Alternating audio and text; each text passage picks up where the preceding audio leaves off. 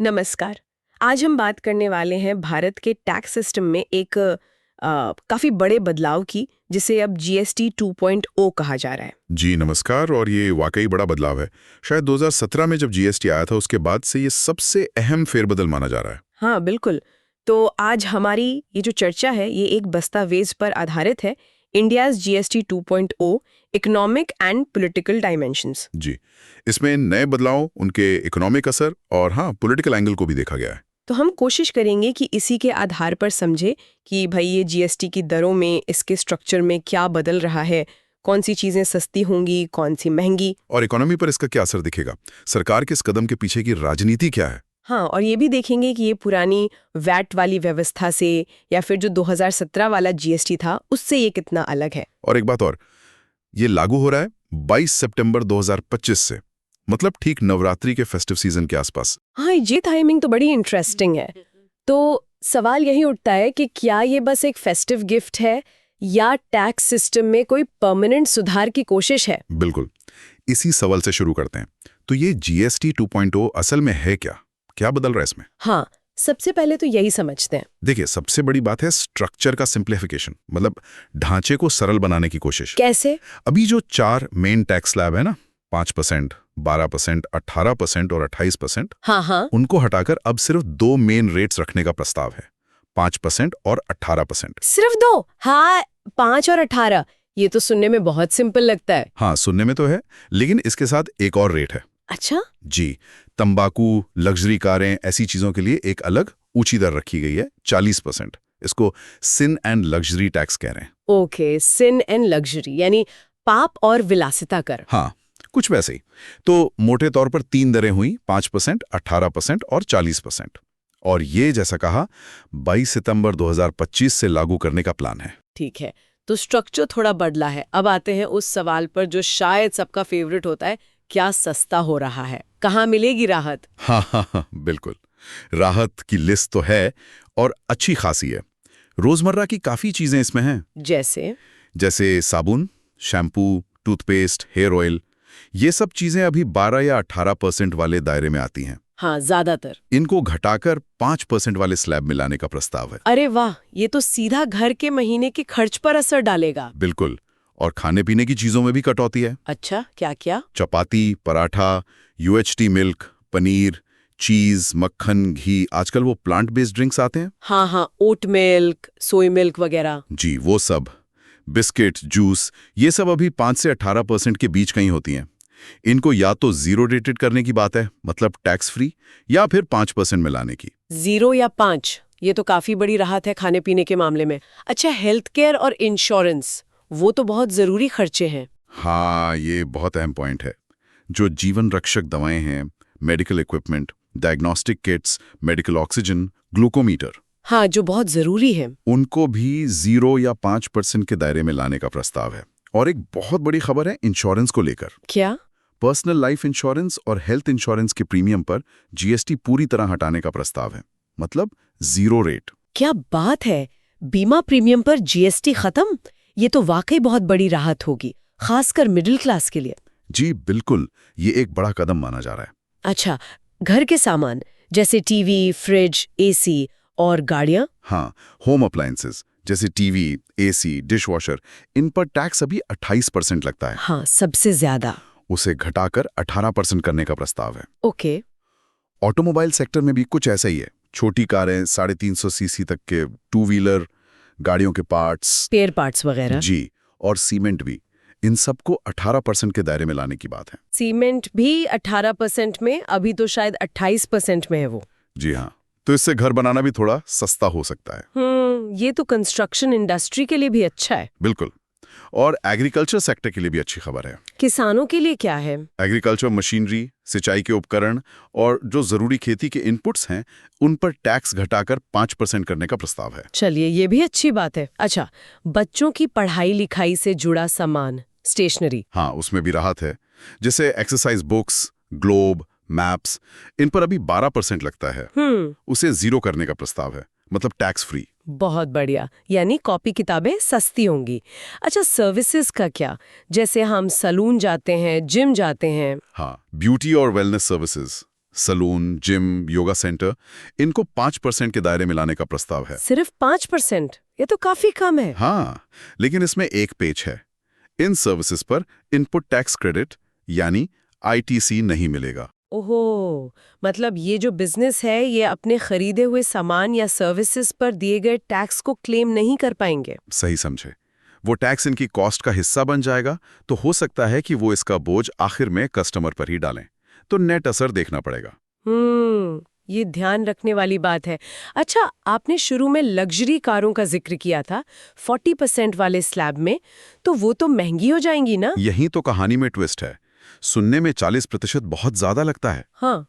लेकिन अभी क्या होता है कि लग्जरी और बड़ी SUVs पर बेस GST के ऊपर कई तरह के सेस लगते हैं। हाँ, कॉम्पेंसेशन सेस वगैरह। जी, उससे इफेक्टिव टैक्स रेट कई बार 50% या उससे भी ऊपर चला जाता है। अच्छा। तो अब जब सिर्फ 40% का एक फ्लैट रेट लगेगा, तो असल में इन गाड़ियों की कीमत लगभग 10% तक कम हो सकती है। अरे, मतलब 40% टैक्स लगने के बाद भी लग्जरी कारें सस्ती? जी हाँ, ये थोड़ा अजीब है, पर गणित यही कहता है।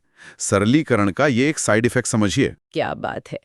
क्या इसका कोई उदाहरण भी है डॉक्यूमेंट में कि कंपनियां कीमतें कम कर रही हैं? हाँ, उसमें जिक्र है कि कुछ कंपनियों ने तो घोषणा भी कर दी है। जैसे स्कोडा ने करीब 3.3 लाख रुपए तक और हुंडई ने 2.4 लाख रुपए तक की कटौती की बात कही है। वाह, तो ये तो हुई अच्छी खबरों की लिस्ट। अब जरा सिक्के का दूसरा पहलू देखें। क्या महंगा होने जा रहा है? हाँ, वो लिस्ट छोटी है लेकिन असरदार है। बताइए। मेनली एरेटेड ड्रिंक्स, यानी जिनमें गैस होती है, और कैफीन वाली ड्रिंक्स जैसे एनर्जी ड्रिंक्स। कोल्ड ड्रिंक्स और एनर्जी ड्रिंक्स। जी, इन पर टैक्स अभी 18 से 28% प्लस सेस होता है। ये सीधे 40% वाले स्लैब में चले जाएंगे। ओहो, मतलब इनकी कीमतों तो काफी बढ़ जाएंगी। हाँ, ऐसा ही लगता है। और दूसरा, जैसा कि उम्मीद थी, तंबाकू प्रोडक्ट्स, सिगरेट, पान मसाला वगैरह। जी, सिगरेट, बीड़ी, पान मसाला, गुटखा, ये सब भी सबसे ऊंचे 40% वाले स्लैब में जाएंगे। हो सकता है शुरू में कुछ टाइम मौजूदा 28% प्लस सेस वाला सिस्टम रहे, लेकिन अल्टीमेटली इनको 40% में ही लाना है। तो सिन गुड्स और कुछ ड्रिंक्स महंगी हो रही हैं। ठीक है, तो ये तो हो गए बदलाव। पर सरकार ये सब कर क्यों रही है, खासकर इस टाइम पर? इसका बड़ा इकोनॉमिक कॉन्टेक्स्ट क्या है? हाँ, टाइमिंग की बात आपने शुरू में भी उठाई थी। फेस्टिव सीजन से ठीक पहले जी। तो एक सीधा मकसद लगता है कंजम्पशन को बूस्ट देना। लोग ज्यादा खरीदारी करें, इकोनॉमी में पैसा आए। फेस्टिव मूड का फायदा उठाना। हाँ, एक तरह से। और दूसरा, ग्लोबली थोड़ा ट्रेड और टैरिफ को लेकर टेंशन चल रही है, तो उसके बीच ही एक डोमेस्टिक स्टिमुलस जैसा भी देखा जा सकता है। लेकिन इसकी कीमत भी तो है। आपने बताया कि सरकारी खजाने को करीब 48,000 करोड़ का नुकसान हो सकता है। जी, ये अनुमान लगाया गया है, लगभग 48,000 करोड़ रुपए का रेवेन्यू लॉस। ये तो बहुत बड़ी रकम है।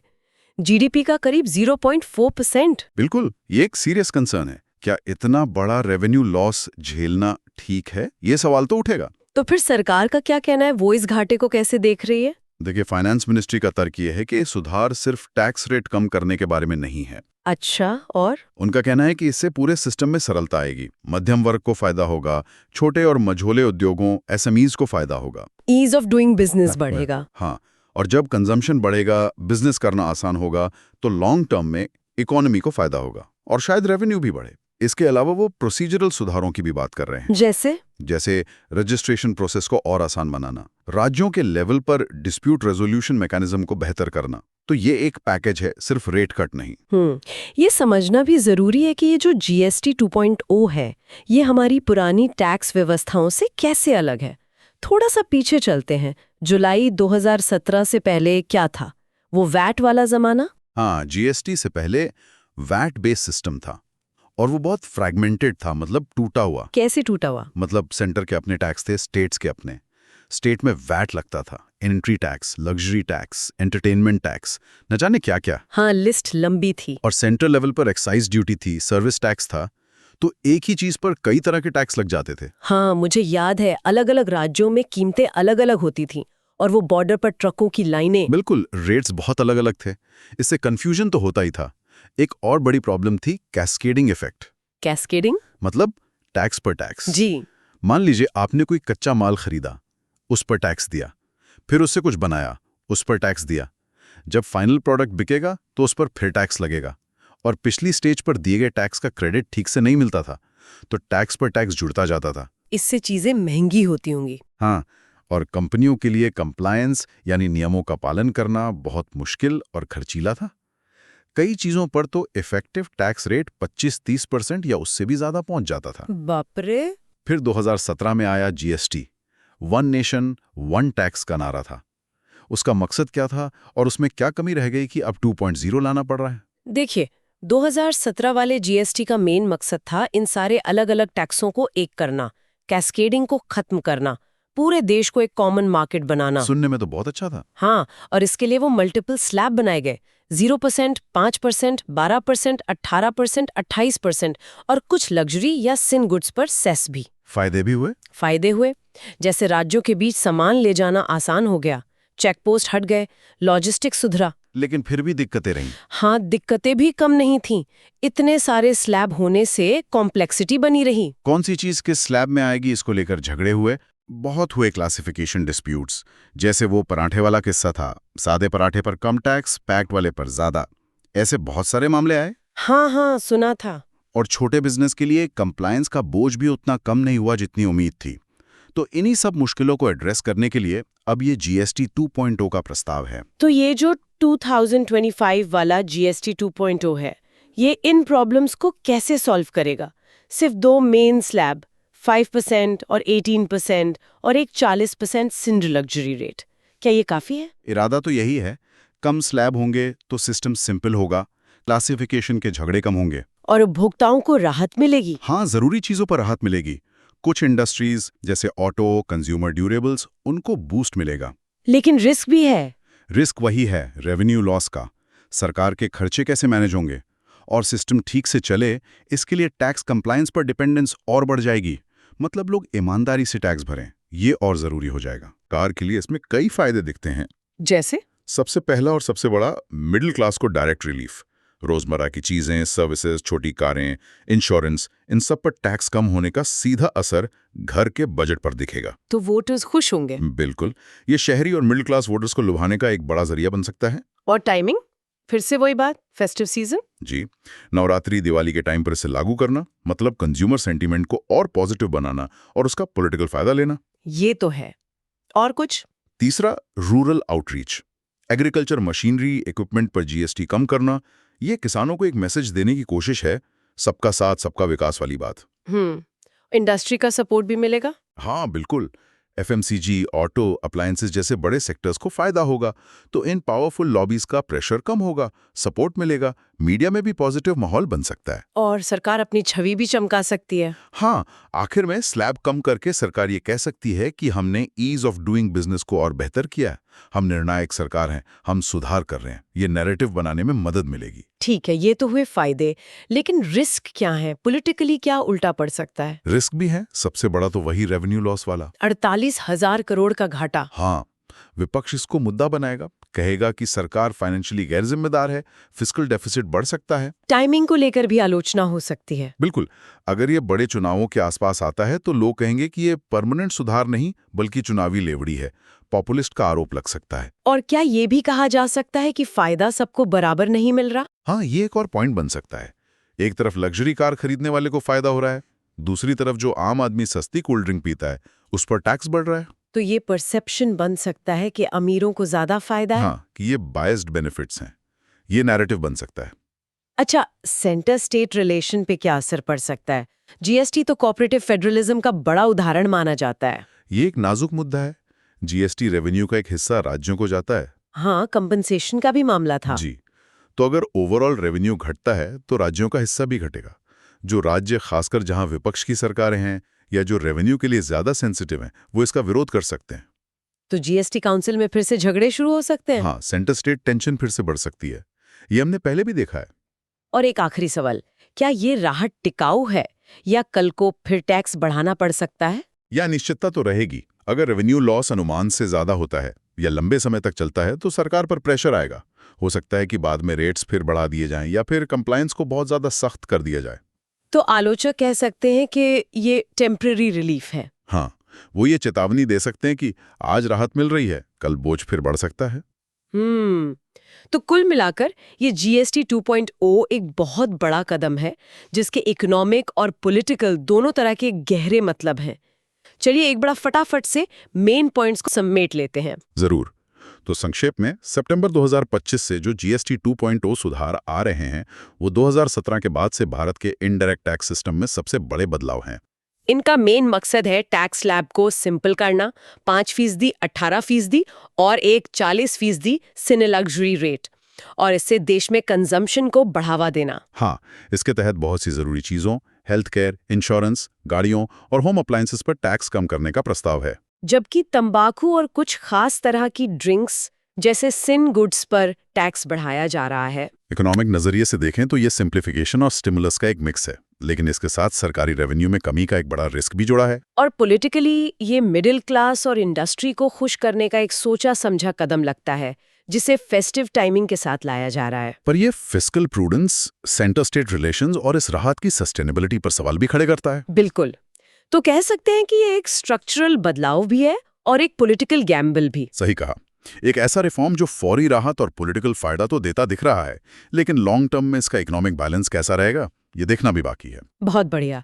तो आज की इस गहरी पड़ताल को यहीं रोकते हैं।